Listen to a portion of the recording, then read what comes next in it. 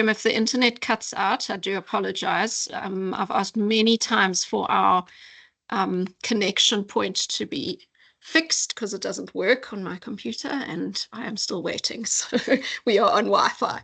No problem. Luckily, I am a WITS employee and understand the struggle. Thank you for being understanding.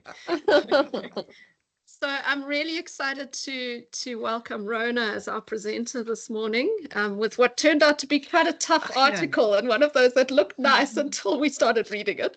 But I think it's really, really helpful potentially, Yes. Especially for journals that then insist on us using some sort of qualitative checklist or guidelines. And I think that this one is actually quite a well thought through one. Yeah. So I'm hoping that the practical import will be good for all of us. I did make copies for those of us here in person of the what they call the Borg checklist. So that is here, and you're welcome to have a copy. All right, so I'm going to hand over to Rona. How do I just move this? I think you can just use those arrows. Arrows, Yeah. Okay. And then, sorry, just there. Yes. Technical things. Yes. I use this one. Okay. There we go. Okay, cool. So I said to Jennifer, the slides are very, very busy because I found this paper quite a challenge, and I've also got a whole lot of notes.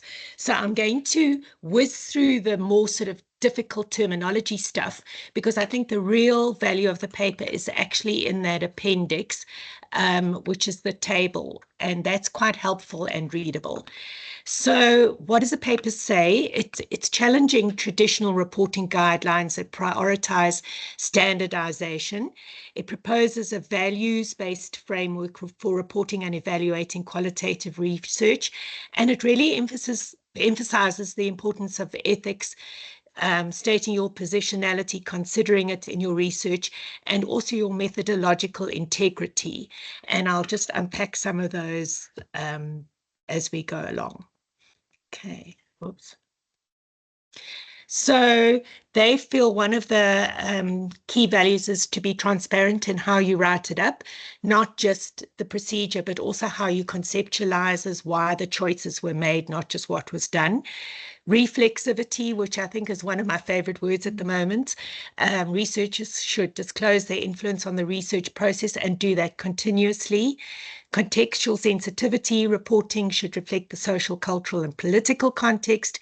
And then that flexibility to avoid rigid templates and allow space for diverse qualitative approaches. I also think, that reflexive idea is something that we've really been grappling with almost over the last 2 years of doing this journal club, is really how do we get more reflexive in our work, and how do we then show that in the write-up. Yes, without it being navel gazing, Absolutely. So I think so. So horizons of understanding, I quite like that, sort of with the sunrise, a way to frame such positioning work, which is not about personal disclosures, that, hence me using the term nasal gazing, but instead details training, research, supervision experience, and research values.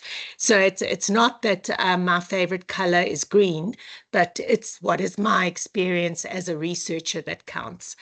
And they draw on their work in reflexive thematic analysis. I'll come back to all their backgrounds because I find it quite interesting, and feminist methodology.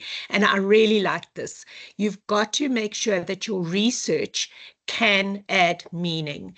And I thought, of course, that's such an aha, obvious thing, but I think sometimes we get lost in the fitting it into a journal's requirements, and we lose that meaning emphasis. What I really loved as well was how they talked about their journey of getting to a point where they feel that they can summarize their philosophy to qualitative approach with one word, and that's meaning. And geez, they've got lots of other words too. Yeah, I mean, they've really done a huge amount in the qualitative field and in their own topic fields as well. But it really made me think, I wonder what my word would be. Yeah. I don't know I I would be just able to think get there. meaning But I is guess nice. meaning is a Yeah. really nice way of framing it. Yeah. I suppose for me, I'd like useful, which sometimes is Ah, also a yes. little bit can be problematic when you think, is anybody ever going to read this? Yeah, I guess that's Pragmatic. Yes, that's probably a more like technical term or a more professional term. Yeah, and I'd love to hear from others who are online. Maybe pop in the chat if you've That thought would of be a a lovely idea. sort of a word that really summarizes your qualitative values and approach. That would be fantastic to think about. Thanks. Sorry. Oh, There yeah, we so, go. Yes, okay, so so we just need the next one. Okay. So this I find very interesting about what they've done. I mean, like one of the interesting things that they've looked at is the usual, focus group surveys, photo methods, drawings, story completion, researcher diaries, user-generated content like Instagram, Facebook, Messenger. They've used secondary sources like newspaper articles, talk shows, websites. This I find fascinating, and I've never seen an example. Literature. How would you do qualitative research on literature? Yeah, I thought that was fascinating. And then they've got interpretative, phenomenological analysis, grounded theory, narrative analysis, discourse analysis, discursive psychology, and conversation analysis. So I think there's nothing they haven't done or tried. although And they did say they haven't done a lot of ethnographic work. okay, And the CA they've kind of touched on very gently. So I think their primary focus is really the thematic interviews. analysis kind of thing. Yeah. Thematic. And I think that this is something that we've all understood, is that the particular values and assumptions embedded in an approach, and not assuming that they are universally shared, that this is your interpretation. And I think that this comes through in all the work that they've done. I think another two concepts that we need to just pay attention to is the small Q versus big Q. So the little Q qualitative research is the ones that also use quantitative or positivist paradigms. It's often mixed methods or hypothesis deduction designs. And the research values are not particularly highlighted and default to post-positive and scientific stuff. So the research is conceptualized in proceduralist terms, and I'm afraid I'm just going to quickly go through all those terms because some of them I was getting a bit lost and my eyes were like blurring. So then we get big Q qualitative research, which is what their table is based on. And that involves using qualitative methods within a qualitative paradigm. So we're not putting qualitative research within a quantitative paradigm, which I think they're saying little Q is doing. And they are acknowledging that this is your understanding and it's context driven. It's partial and it's situated.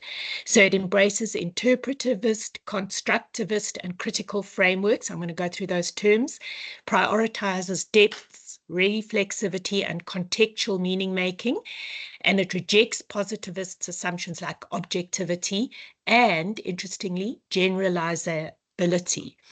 Yeah, I must say when I was reading tough. This is tough. And when I was reading it, I was thinking, well, maybe the difference here is like when I thought I knew what I was doing with qualitative research, and I was actually doing small q or little q. And triangulation. And like I thought I knew what I was doing, but it was actually very superficial and just like a very broad thematic analysis. So when people say things like I'm doing thematic content analysis, which doesn't really exist.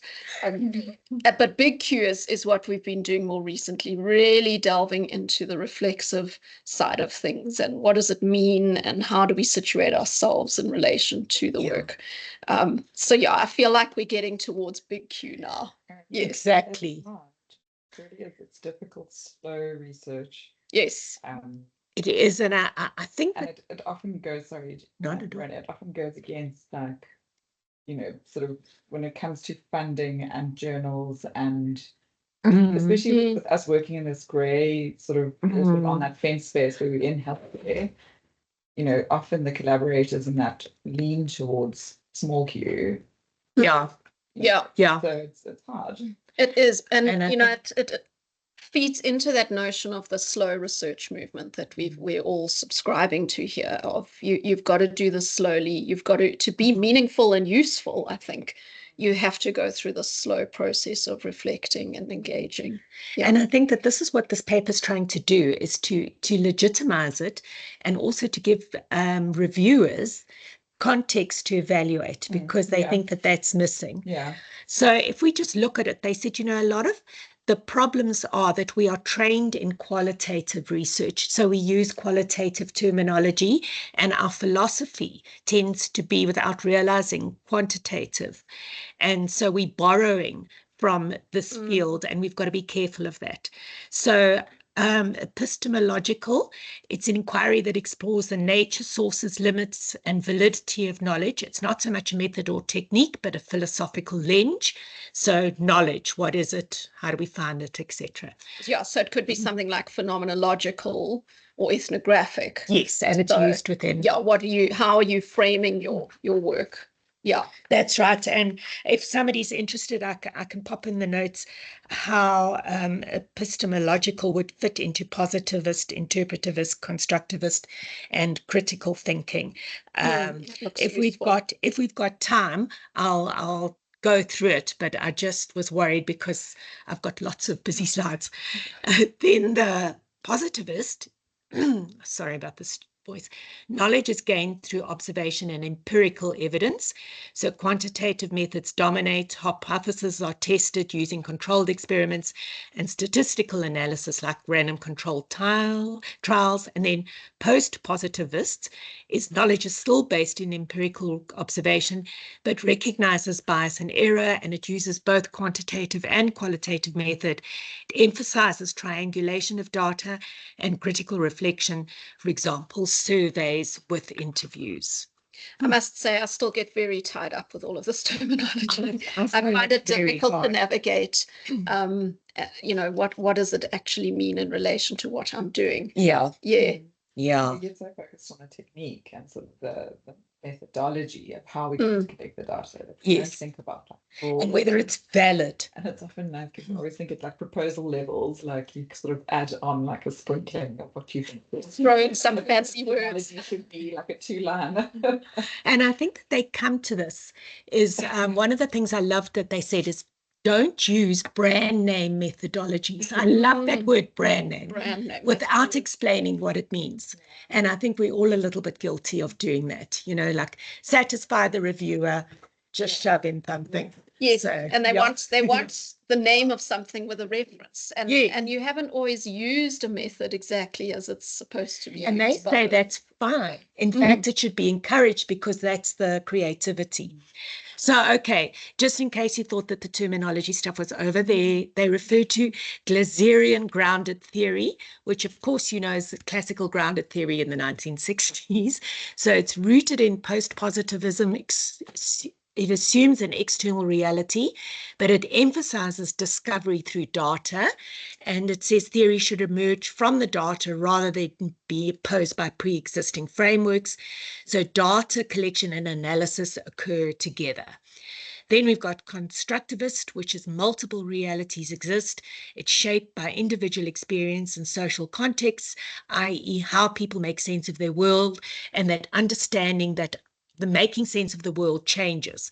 And it's so interesting because, of course, we know that our views are not fixed in time, and we can feel very strongly about one subject on one day and another day feel quite differently, but we never acknowledge that in research. So I thought that was a very important point.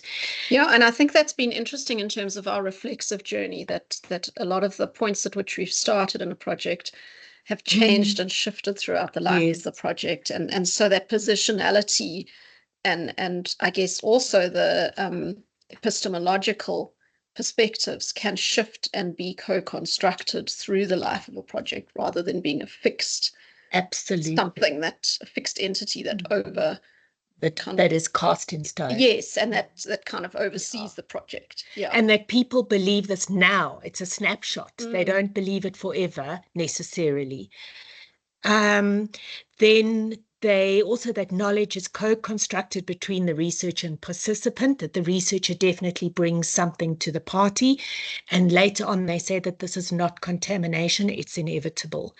And qualitative methods dominate, emphasizes interpretation, meaning making again, and context, and ethnographic studies or narrative inquiry. Then we've got intersectionality in qualitative research, which refers to a framework that examines how multiple social identities, such as race, gender, class, disability, sexuality, and age, interact to shape individuals' experience, especially in relation to power, privilege, and oppression.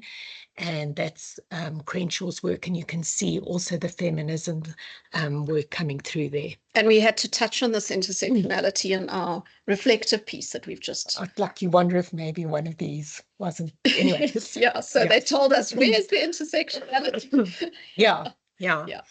So now we come to, I think, the real value of the paper, which is this table, the Borg table. So it is big Q qualitative reporting. And what I loved is this term, hold it loosely. And I just think that's a beautiful way of describing how actually we should live. It's like, just don't hold things too seriously. Don't be fixed and rigid about your ideas. Let's use them, but, let them flow.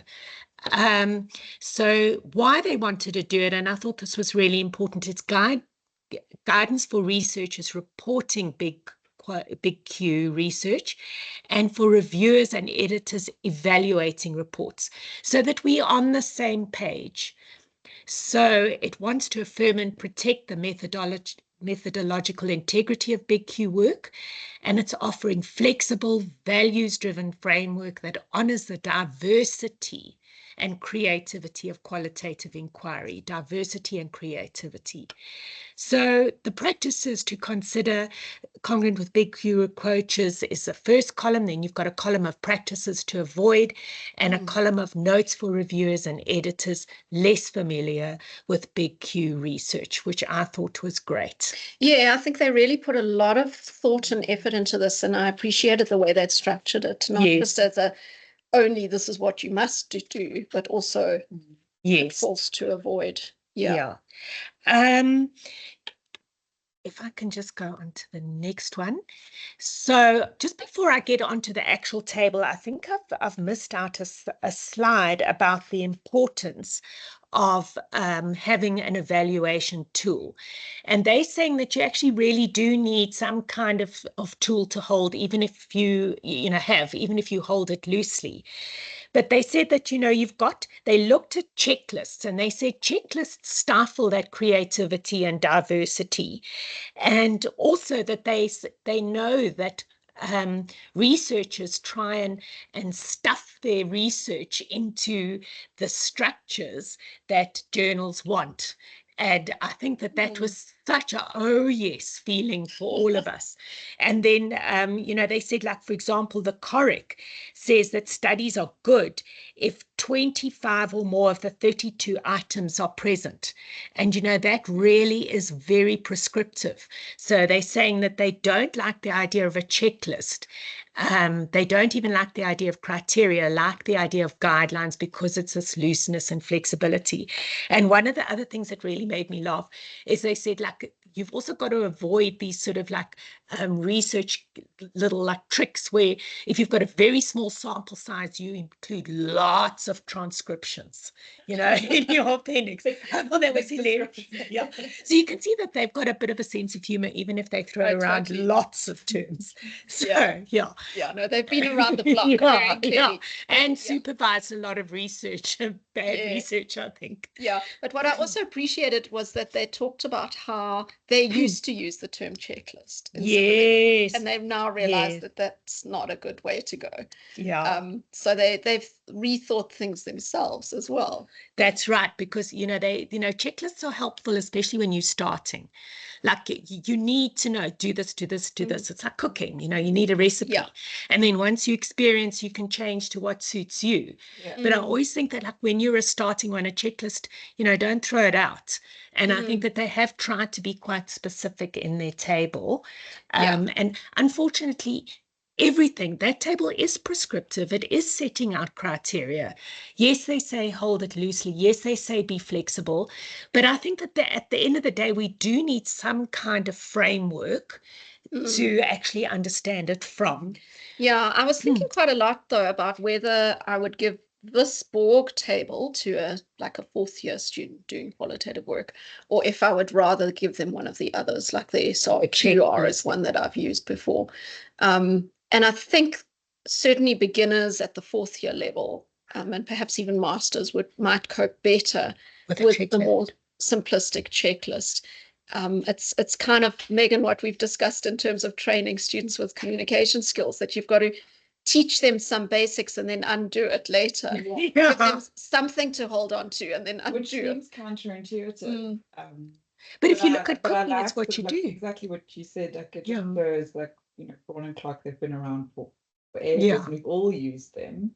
And it's also interesting to see in time how their thinking has evolved. And isn't that the whole point of what we're trying to teach ourselves and students, is that ideas, again, they're not rigid, they evolve, and our knowledge evolves, and things that we thought were useful or practical, it changes again in time. And I always think that is the point of academia, and that you're constantly challenging old ideas and evolving and learning, and and holding things loosely. exactly. Absolutely. And the point at which you start might be quite a simplistic point, more like a little Q or small Q. And that's maybe where one needs to start in some way with students. But I guess also thinking about how do we bring in some of these bigger aspects. And the integrity of the data. So they talk about writing style, and they say avoid decontextualizing. You've got to acknowledge that it's a snapshot, account bound by time and place, and that things can change. They also talked about terminology, and I thought this was an important point. They say often key terms are not cast in stone. They can be contested in qualitative data.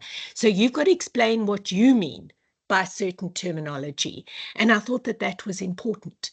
And also avoid stigmatizing and pathologizing with certain terminology. Title should include keywords and reflect the main point of the article, and you should avoid abbreviations. I think that's quite a technical point to follow, and I quite like that. And the abstract should have keywords. It should contain your theoretical approach, methodology, contextualizing the research, summarizing key points, and give a conclusion. I think that's fairly common practice. Yeah, just going back to the title, though, I was interested with what they said in the table about including methodology, because they said potentially also include the method or methodology. And my understanding was always that you should give some indication of the method. Okay. So that was a new point for me to think, oh, maybe I don't have to include too much about the method in the title. That the title's more about, what do they say here, capturing the topic area and the central storyline of the analysis, and something that engages, intrigues, entices. So I learned some things and had a few points where I thought, okay, now I have to rethink things I've been doing a certain way for many years. And then the introduction is framing, and it's a conversation about the topic. They do say literature research helps you contextualize it, and they feel that you should be using qualitative data and try not to use quantitative data if it's not aligning with your research philosophically. And you have to acknowledge that this is from your perspective. It's not a complete understanding of the topic. Aims, purpose, or research question. They say you shouldn't use a hypothesis, that this is not something you're trying to find out, and it's not a relationship between variables. How does X influence Y? They say that's not what qualitative research should be. And here you can see it gets a bit messy. Demonstrate congruence between aims, methodology, and your findings. And this is where they say that often the researchers have to contort their data to fit in with what the journal requirements are. And it's a reality of publish or perish. And I think that's probably also what drove this table, is helping researchers actually get it right, the reviewers get it right. Yeah, but that concept of congruence is a lovely one as well. I know, Yes. Kim, you've also done some talks with our postgrads on this golden thread. And I guess that's what they're talking about here, is this pulling it all together into some cohesive whole. Yeah, and that's not always easy to do.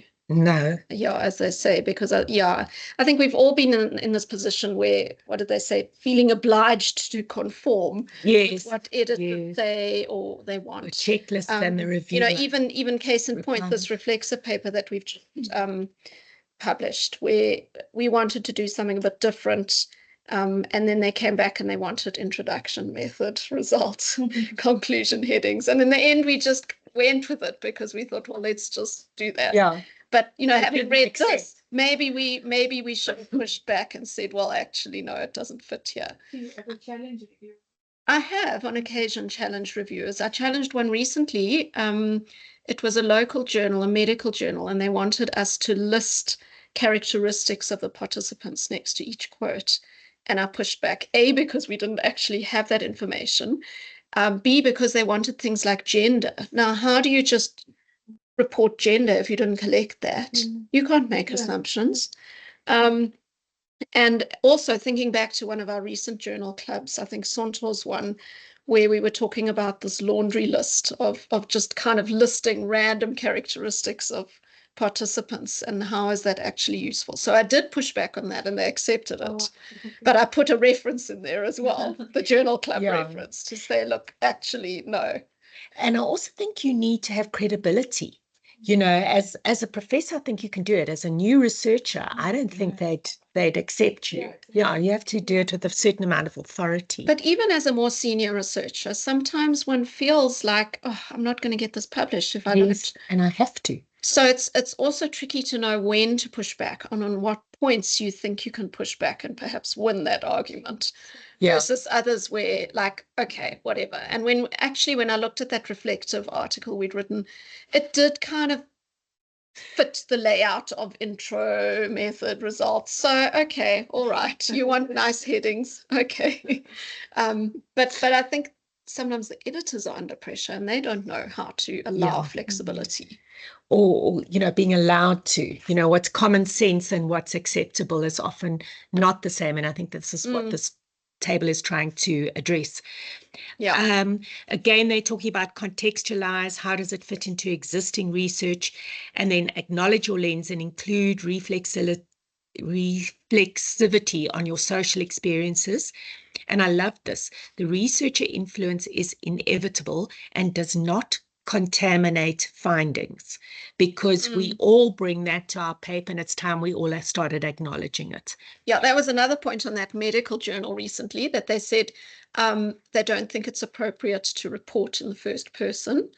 So I rebutted that immediately. I said, no, in qualitative research, it's perfectly acceptable to use first person. In fact, look, don't use third person as you write yourself out of the research dynamic. So some of those points, yes, you can fight back. Because they don't know it. Yes, and some people are just very unfamiliar with qualitative work.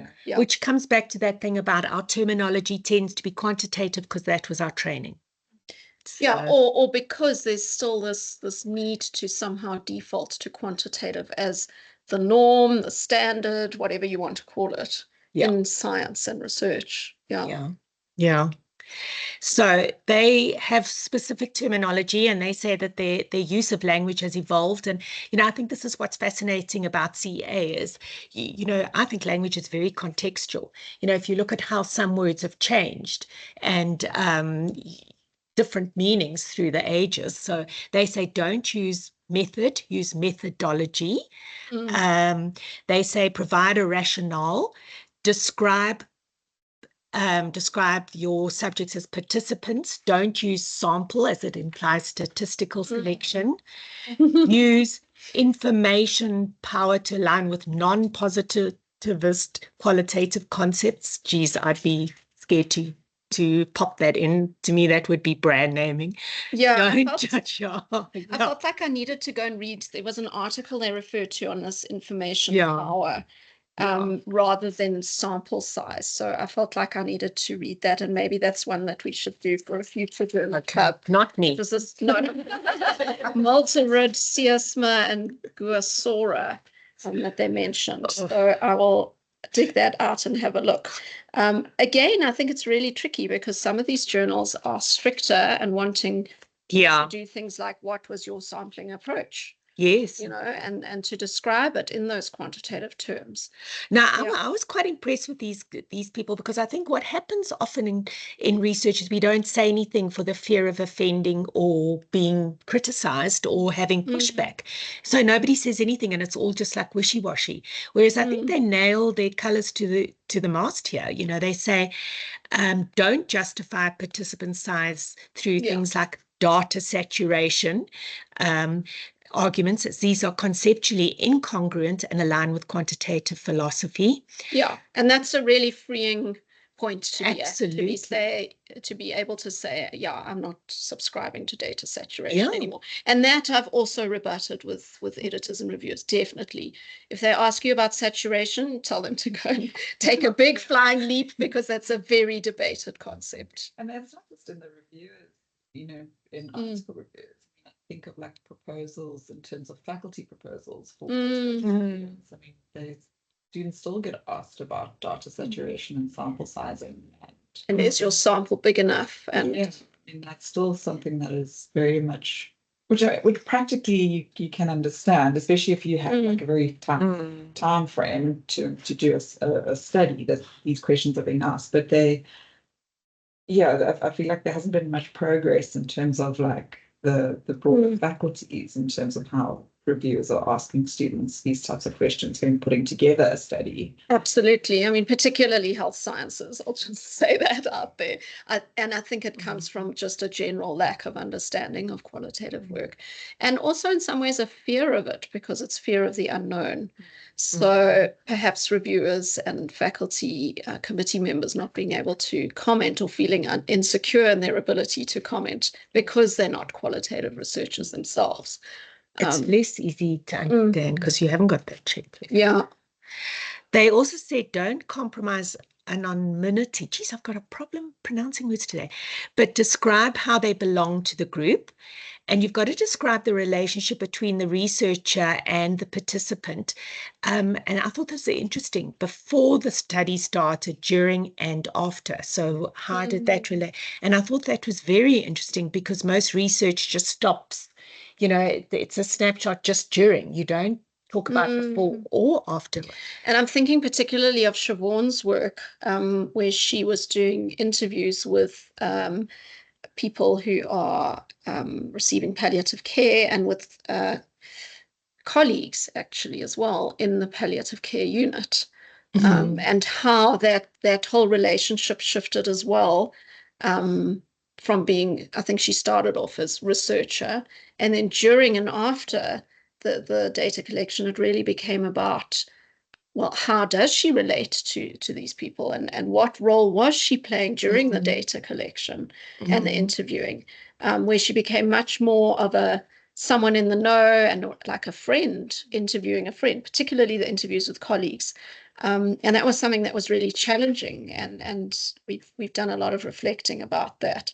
But yeah, I think it's often something that we don't interrogate sufficiently, as to how that influences perhaps participant responses, how that's shaped us and our perspective on the data that we've collected and the interviews we've conducted. And the kind of information that we give out.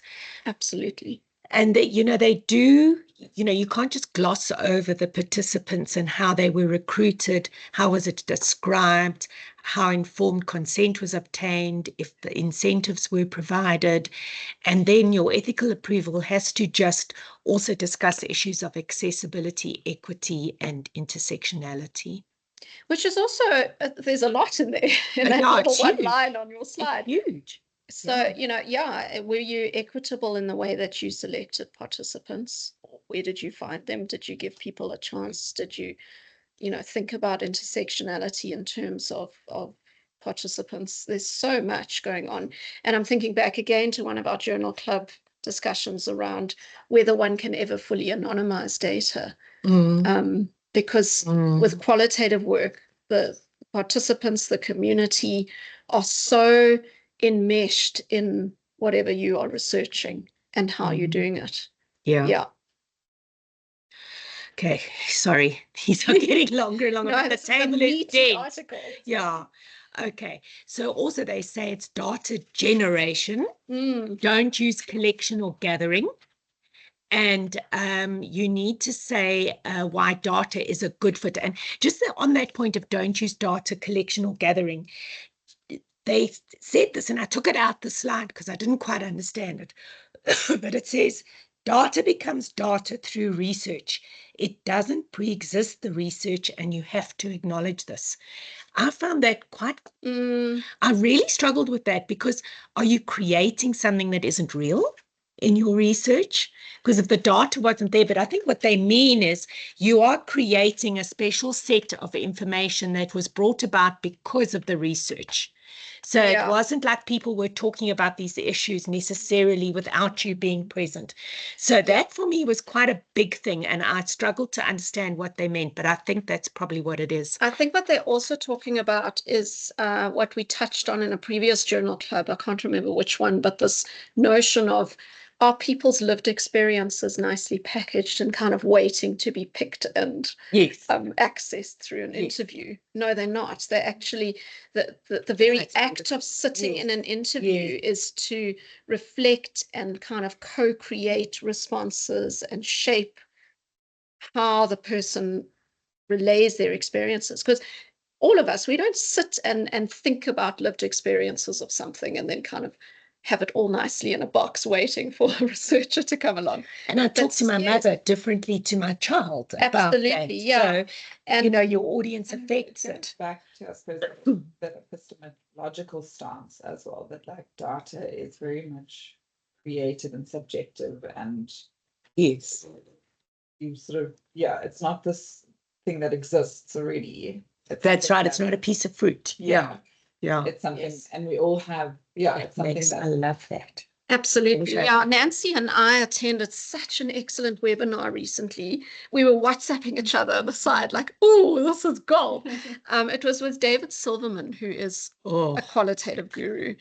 And I must actually see if I can dig out the YouTube video, because it was so excellent. And he was talking about, he was quite anti everybody looking at lived experiences and doing interviews. He's very much a person who thinks we should be looking at what is actually happening and how things happen, rather than how people talk about them. But he was talking about, are you accessing lived experience, or are you shaping someone's responses in an interview?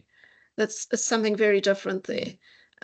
So what are you actually doing in the interview, and how does the interview actually co-create, and I guess this generation? And also you are an integral part of it. Yeah. In the way that you ask the questions, are you leading in a way? Well, also what you're focusing on. Looking at that. Making them think about something, or thinking in a way that perhaps they wouldn't have thought of. Yeah. And so what he was saying with interviews is you actually do need to pay attention to all the ums, the ahs, the pauses in an interview, which often we don't transcribe, because he said that's part of the sort of interactional co-construction of this person's relaying their lived experience. So the mechanism of the interview is shaping that data.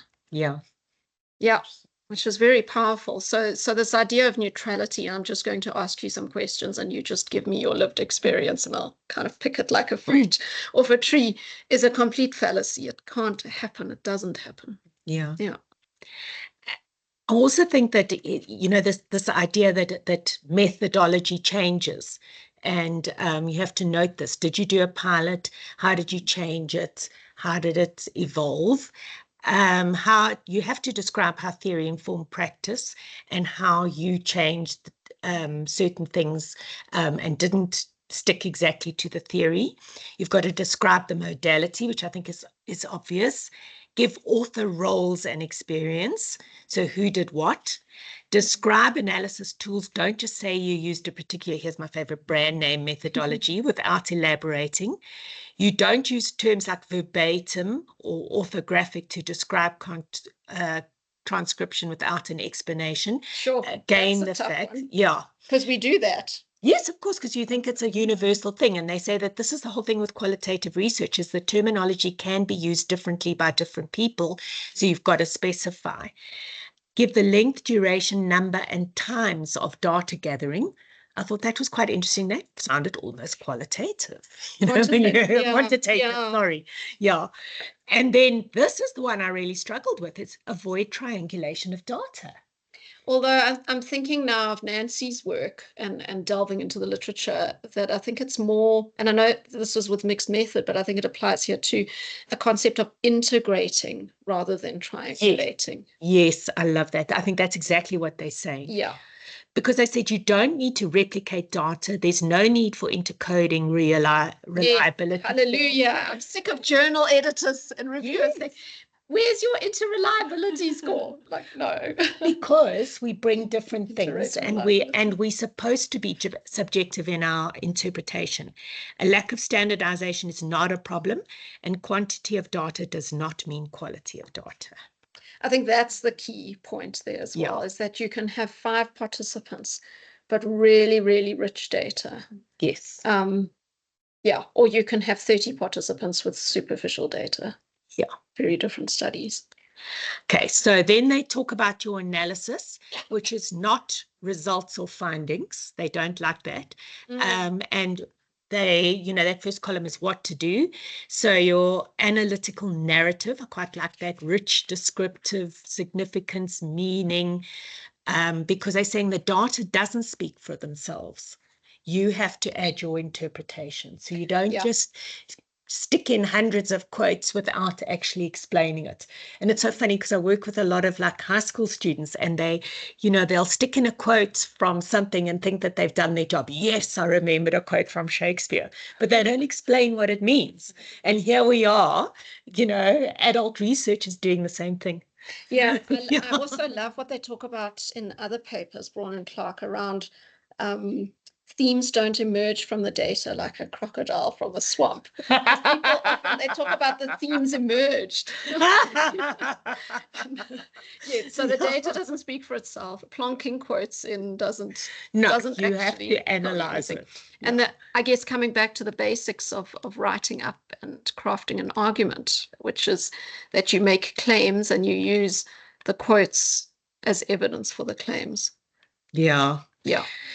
Because they said, that they're big on conceptualizing patterns, contextualizing data sets, and then they say you should be explaining any divergence of patterns and to weave the literature in with analysis, which I think is something that we know. Yeah, I like the term patterns as well. Yes. Because they're not just talking about themes. Yeah, David Silverman was talking about not thinking of the social world in terms of themes, but in terms of sequences. Okay. Yeah, so I do this, and then this kind of causes a reaction. Okay. Rather than, again, this notion of these themes are just there to be picked or they emerge. That they're kind of a fixed entity, yes. I'm never going to forget Maybe an alligator from a swamp. Yeah. You don't give a descriptive summary, you interpret. So you don't just like summarize. They don't like separating data, results, and interpretation. And how many times have I struggled? Where does it go? Does it go in discussion, or does it go under results? And I find that results and discussion a very strange way to separate. Some journals, you have to say results, and then you have to give the discussion. It makes no sense to me. So I love that. Yeah. Thinking of study as well. I was just trying to, we really struggled that we ended up sort of merging the results and discussion and just having sort of a conclusion, sort of overall summary at the end. Yeah, that's how I like to do it. That the discussion, if you have a separate discussion chapter or section, it's more a complete stepping back from the data and saying, what does this mean? So almost moving into implications quite quickly rather than interpreting the data Yeah. That should be done in the findings or analysis or whatever you want to call it section. But I love that it's one entity. They also said don't have too many codes, don't include the number of codes per patterns, which is what they said with that, what was it, the CORIC. You know, you don't need 25 out of 32 items to correlate. They said that that's not true. Don't use research questions as themes. So I thought that was also quite interesting. Yes, so that's, and a lot of our students do that, like that's a 4th year level kind of analysis. So they take the objective and they'd say, okay, and then this is what I found in relation to the objective. But as we know, that's a very simplistic way of doing things. So in my mind, depending on the student, some of our students can't really get to anything bigger than that. So that's okay. That's very simplistic. But ultimately, we actually want the more of an integrated approach to what are the themes. Yeah. And again, this point, you know, don't give us descriptive summary. Don't just paraphrase the data, rather interpret. Don't argue with the data. Try to make sense of it. Don't judge it. So what if somebody's saying something that feels weird, don't judge it. Try and make sense.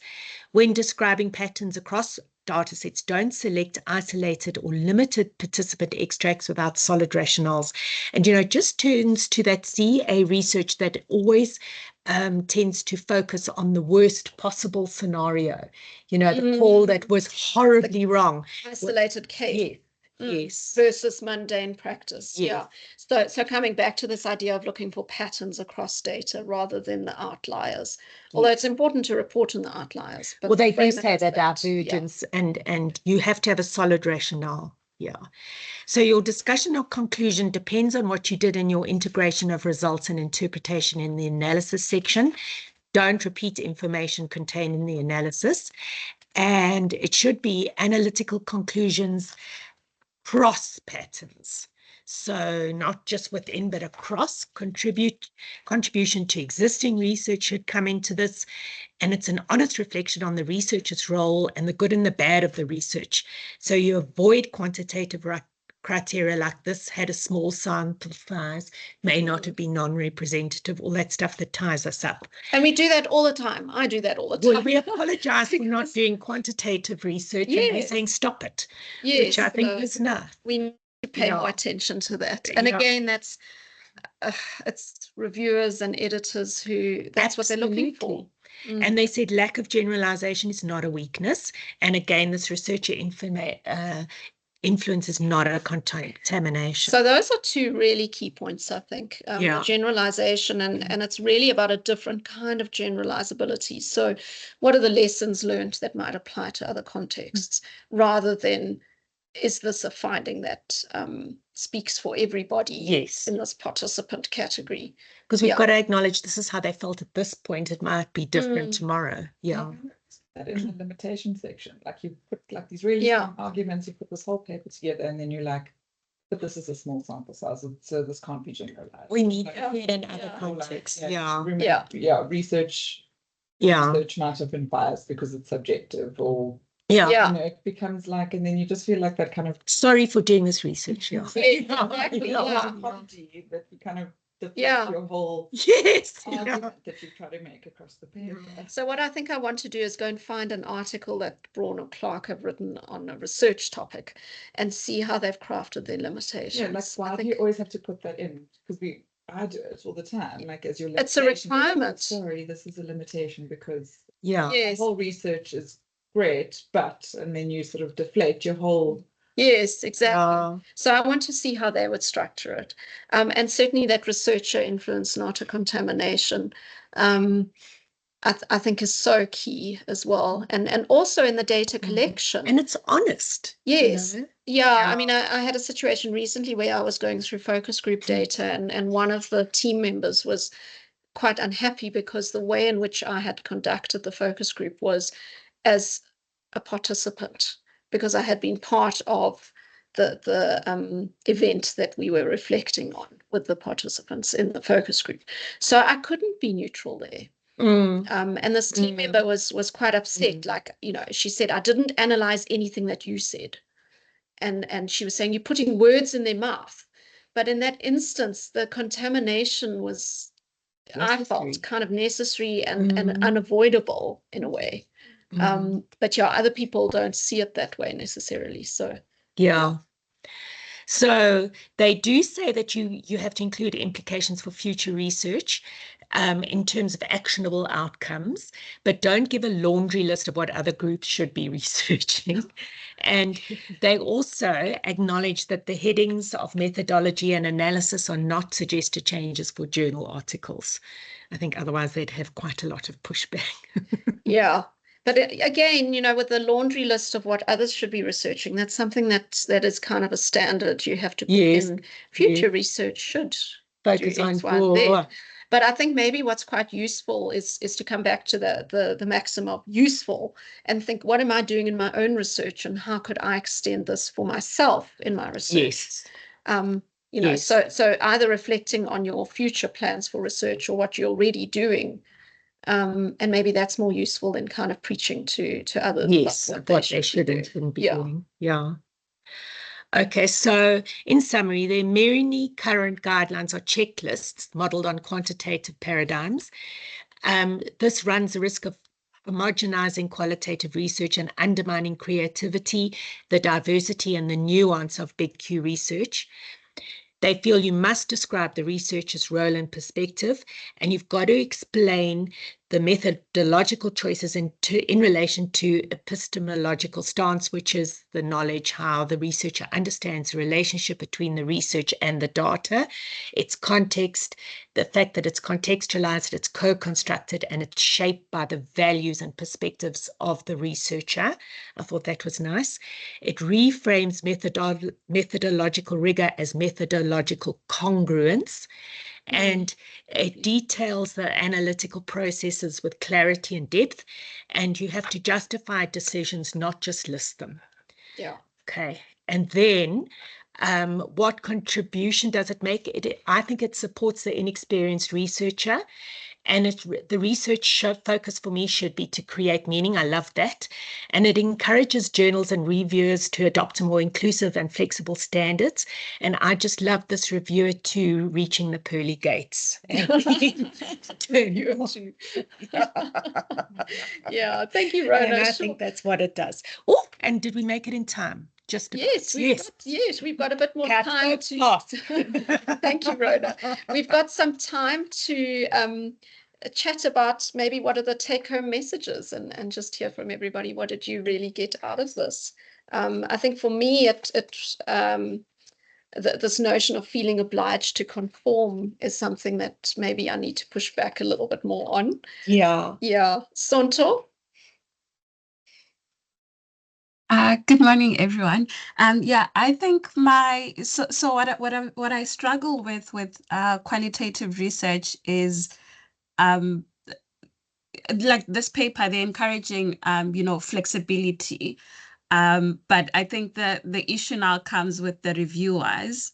I've had a case where a reviewer asked for something that journal specifically didn't want, or did say that don't put this, but the reviewer wants that. So I think because qualitative research is so diverse and with the flexible standards, it's really hard for some reviewers, and maybe in some cases even the editors, to allow for certain things or not allow for certain things because of there are many rules. And you find other reviewers who are maybe more quant, who don't understand what happens in qualitative research, and then would ask, and your response is always like, but this is how we do it in qualitative research. But I think this I think this paper is very useful, and I do agree with you, Jenny, to have the courage to push back, which can be hard when your paper has been rejected like 3 times. You just feel like, oh, let me just do what they want so that I can have this paper in. Thank you so much, Rona, for the presentation. And you know that those reviewers aren't going to heaven. So there you go. Yeah. Yes, But yes. yeah, I think also I just wanted to say when one rebuts points from reviewers, I think it's useful to have an article like this to refer them to. Yeah. That it's not just your opinion, that, you know, this is You're being actually, defensive, yeah. yeah, it's not just me being defensive and not wanting to do what they're asking, but to really think about, you know, in terms of articles that are being published. I think that then gives you a bit of clout in a way in your rebuttal to say, you know, look, read this. Yeah. Yeah. Yeah. Anyone else with some insights here? Kim, I'm going to dig out that webinar and I'll post it. It was really excellent. Do you want any of the sort of background stuff on epistemological positionings in qualitative research and stuff like that? If you send that to me, then I will forward to everybody who attended. I think that's really useful. Thanks, Rona, because I certainly get myself tied in knots. Got very confused. Yeah, no, it's very, very difficult to figure out what on earth we're doing, and also to guide students. Sometimes, you know, they don't know what to put because they have to put these kinds of things. Yeah, so yeah, I'm going to post this in. I've got the Silverman. You just pop that in. Anybody else want to share some insights or thoughts and things that they have learned from today? I think it's amazing how you also get stuck in a rut and you get used to doing the same kind of thing. So it's been nice to see how you can push yourself a little bit more now as a qualitative researcher. And yeah, it's been interesting looking at how you do get stuck in a particular framework, because things have changed a lot since I started doing research, you know, 20 years ago. So it's been really nice to actually know that you can be a little bit more subjective. You can own your data. You don't have to worry about numbers. Yeah, I feel like it's quite freeing. So I want to do a little bit more reading and try experiment a bit with all of this a bit more. Absolutely, Kim. Yeah, and that it can be very subjective, and it's really about how you craft a paper and put together the argument around the data and what they talk about, almost a story. So what is the central storyline? I like that rather than central argument. Yeah. So telling a story, sharing a story of what you found. The analytical narrative. Yes, very nice. Yeah. Yeah. Any other final thoughts from anyone online or in person here? I guess it's nice to know that it really affirms what we've been doing in the Journal Club over the last 2 years, with focusing very intensively on reflection and positionality, and that's really at the core, I guess, of what they're saying in this article is figuring out who are you as a qualitative researcher, what do you stand for, what are your values, and again coming back to that notion of slow research as really central to what we do here. And I'll dig out some of the slow research articles as well and share some of those. I was invited to talk at it's actually a community of practice group, and we had a webinar where I introduced the topic of swimming upstream and how sometimes one feels like one's going against the grain with qualitative research, because it's hard to do this slowly, to engage meaningfully, and also engage with the publish or perish, and the pressures to publish, the pressures to churn out research. But what some of the others in this discussion were talking about was the need to understand that when you're swimming upstream, you're actually energized, you're getting to the source, you're getting to the good stuff. You know, just as that's where the salmon are going when they're swimming upstream. And then they die. Yeah. Thank you. Thanks for that, Rhoda. I hope we don't die in the process.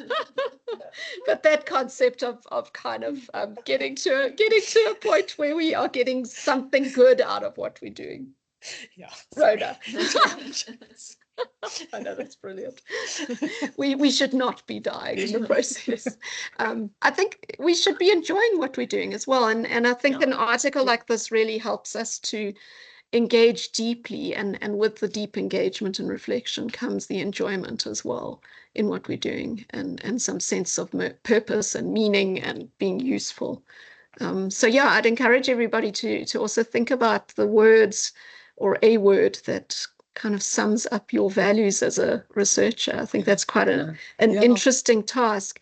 I know I did that a few years ago. Brene Brown has a whole, and I'll send that around too, an exercise where you can think about words that are your own values as a person. But I think that's useful to also apply to how we do research and what we do as researchers. So I'll send lots of resources around this morning. And yeah, have a watch of this David Silverman webinar. Nancy and I loved it and found it hugely helpful, and we're literally going, ooh, ah. He is a very big ethnomethodological proponent. So he's saying we should look at the interactions themselves, look at how people are doing things rather than how they describe it. So view it with that lens. Yeah, but thanks everybody for joining, and yeah, we'll see you again for another final Journal Club in November. No. And yes, I know the year's gone.